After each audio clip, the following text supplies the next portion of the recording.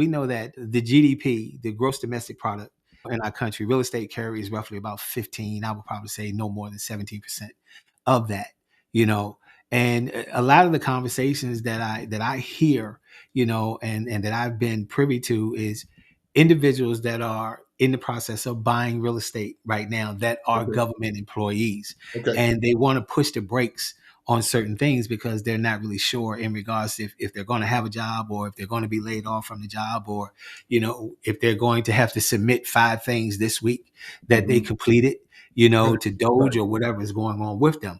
So in my conversations with individuals, I've been trying to tell them that, one, you really need to look at how are you positioned financially, Mhm. before you make any moves. And if you're not 110% sure, and if that retirement specialist is no longer available, then you need to seek out individuals like PSG Group Mhm. and have that conversation with Lamont Baxter in regards to what you should be doing and what you shouldn't be doing. And like we said last week on the podcast, it's a whole bunch of uncertainty and fear out there in regards to the market.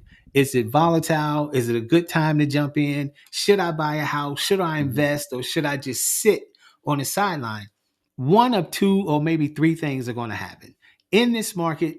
Like markets like this, the wealthy become wealthier, Mhm. the rich become wealthy, and then the poor or the struggling, they hold on to their coin, sit on the sideline, and miss out on the Right. opportunity. You know that I coach a lot of real estate agents across the country. Right. I coach real estate agents, I coach team leaders, I coach brokers, and those individuals recently. I had one guy that's local, man, and he asked me how the layoffs and things are concerned are going to affect the real estate industry within our market, our marketplace in general. Mhm. So what I was saying to him was, he really needs to understand, what and who makes up, the employment within our marketplace.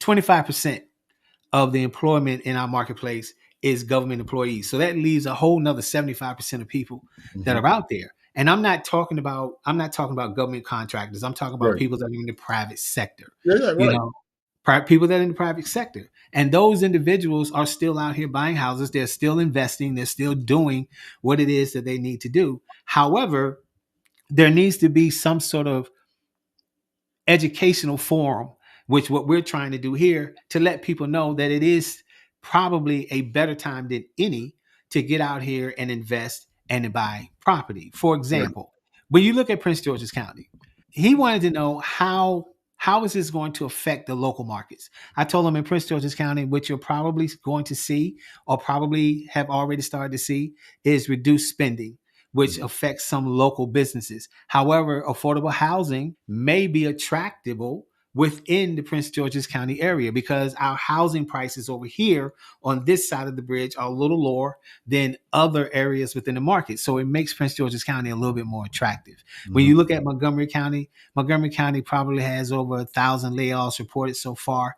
The mid-tier housing demand there is starting to slow down due to the federal job layoffs, but sellers need to be a little bit more competitive when pricing their houses, which give buyers a little bit more buying power Mhm. within that particular market. And then when you look at Howard County, they're a little bit more resilience due to the proximity of Baltimore and DC, probably a higher rental demand because of some of the layoffs in that market. And then people may start to think about downsizing. What people really need to understand is that opportunities are there. You just have to be diligent and responsible with your decisions. You got to Yes. do your homework and know exactly what it is that you're buying, what you're spending, what it is that you're trying to accomplish. And I think that all starts by having a strong financial advisor like yourself. Welcome to the I Triumph Real Estate Blueprint Podcast, where greatness awaits you.